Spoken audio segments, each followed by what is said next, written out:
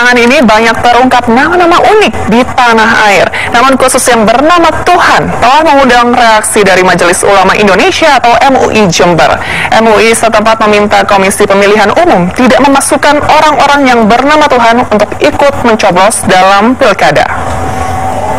Dan pemirsa, tayangan berikut akan segera menutup topik malam hari ini. Mewakili tim redaksi yang bertugas, saya Maria Selena, pamit undur diri.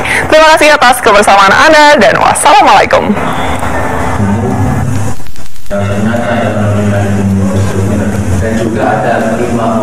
Majelis Ulama Indonesia atau MUI Jember berencana memberikan rekomendasi kepada Komisi Pemilihan Umum atau KPU setempat terkait orang-orang yang bernama Tuhan.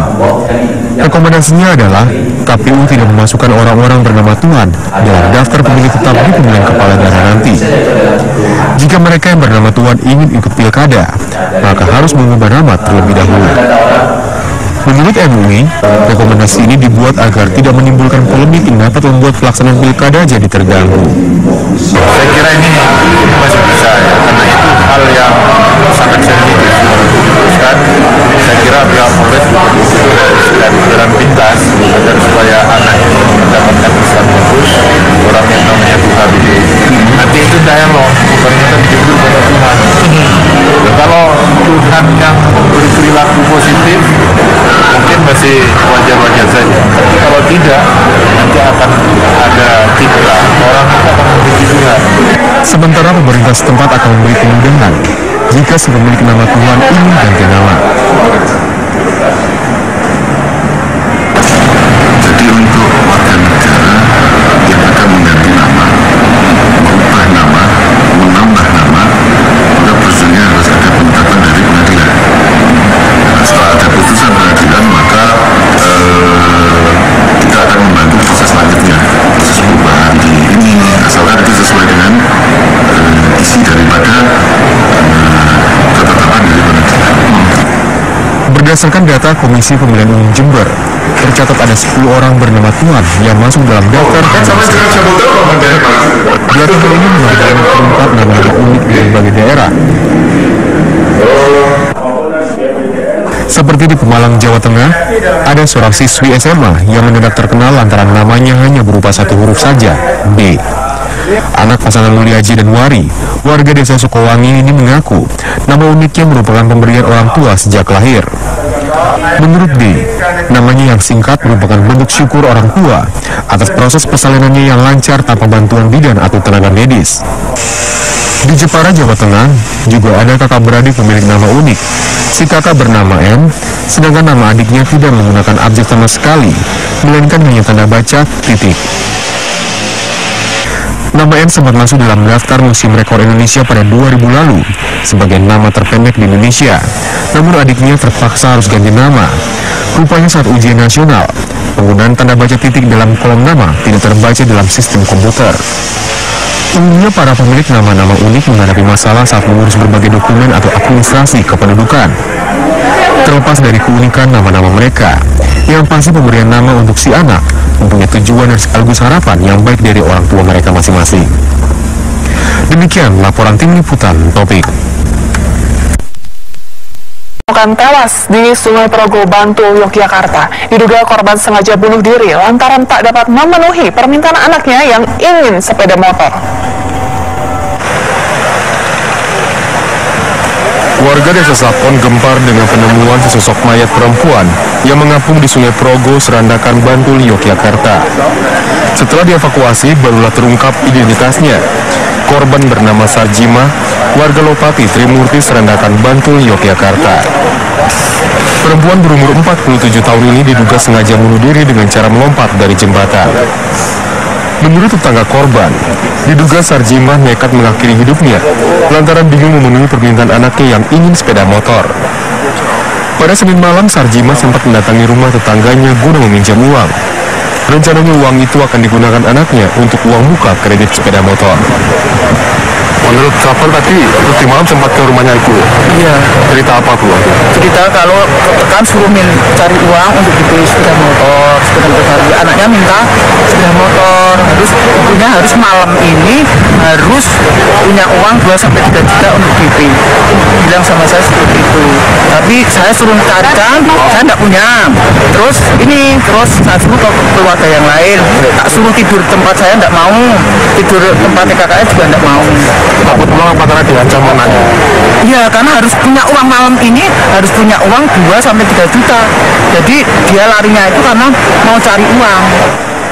Sementara polisi dan petugas puskesmas memastikan tidak ada tanda-tanda penganiayaan di tubuh Sarjima. Jasad korban kemudian dibawa ke rumah duka untuk segera dimakamkan. Demikian laporan Santoso Suparman dari Bantul, Yogyakarta. Rizal Ramli menuding ada mafia dalam bisnis pulsa listrik. Namun perusahaan listrik negara atau PLN membantah tudingan sang menteri. Lalu seperti apa hitung-hitungan tarif listrik prabayar sebenarnya? Berikut topiknya. Tudingan mahalnya listrik sistem token dibanding listrik meteran mencuat saat Menteri Koordinator Bidang Kemaritiman Rizal Ramli menyebut ada mafia bisnis listrik prabayar PLN hari Senin kemarin. Rizal Ramli menyatakan masyarakat yang membeli pulsa senilai Rp100.000 ternyata listriknya hanya mendapat Rp73.000. Rizal juga menilai adanya kewajiban pelanggan PLN baru menggunakan meteran sistem token disinyalir ada permainan monopoli di PLN. Transparan, ya kan, rakyat jangan dirugikan. Ya, yang terjadi ini banyak hal-hal yang tidak transparan, karena kalau saudara beli pulsa dibandingin pakai meteran bisa lebih murah. Yang kami minta itu kan rakyat dibagi, boleh melapor lokal, boleh memilih sistem meteran atau memilih sistem pulsa. Karena banyak keluarga yang jam 7, jam 8 anaknya masih belajar, cari pulsa susah gitu kan. Kami minta supaya terbuka, tidak hanya sistem pulsa tapi juga sistem meteran. Yang kedua, banyak kos-kos terselubung dalam sistem pulsa yang harus diefisienkan supaya rakyat dapat 100.000 yang mereka dapat 100.000. Keluhan mahalnya listrik prabayar atau sistem token dialami Umiati, warga Sempur Sari, Kaliwates, Jember, Jawa Timur. Umiati mengaku membeli token Rp50.000, namun ia harus membayar Rp51.000. Sementara daya listrik yang ia terima tidak sampai Rp50.000. Hal ini tentu memberatkan dirinya. Terus uangnya 51. Itu isinya sampai berapa? Nggak sampai 50, nggak sampai kurang dari 50 ya. Malu nggak Bu dengan token itu? Ya mahal dulu. Boros ya, boros. Hal senada juga dikeluhkan Rahmat Ozar, salah seorang warga di Melaboh, Aceh. Selain lebih mahal dibandingkan listrik pasca bayar, warga juga kesulitan karena tak bisa memastikan kapan listriknya padam.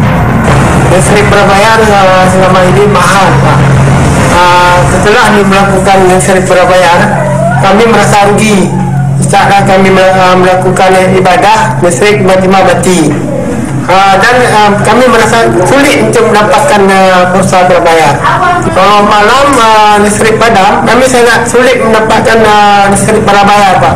Harganya melambung sekarang. Ya, dari semula harga listrik 20.000, sekarang menjadi melambung harganya. Sudah berapa sekarang? 23. Tudingan Menko Kemaritiman dan Keluhan Masyarakat langsung disanggah PLN. PLN menilai selama ini masyarakat keliru memahami pengisian pulsa listrik sistem token.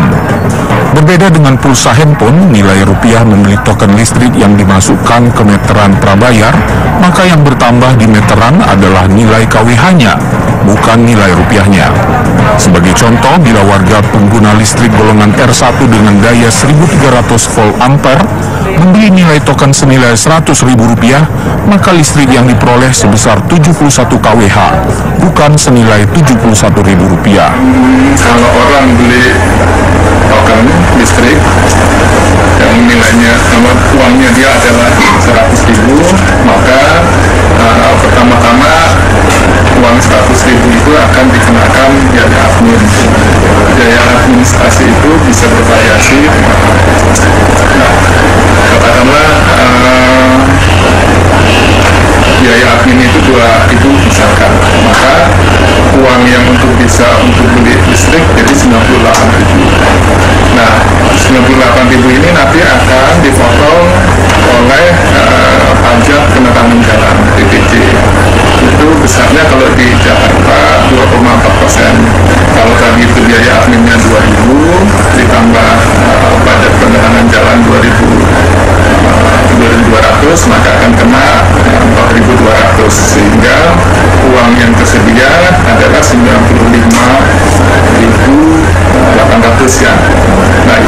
kemudian dibagi dengan harga listrik per kWh. Pemakai listrik meteran sistem token sebenarnya tak perlu khawatir akan kehabisan pulsa di tengah malam bila bisa mengatur alarm pengisian di meteran listrik. Sehingga sehari atau 2 hari sebelum pulsa habis, alarm akan berbunyi. Hingga kini pelanggan PLN yang menggunakan token baru sekitar 17 juta pelanggan dari total sekitar 60 juta pelanggan PLN yang ada. Demikian laporan tim liputan Topik.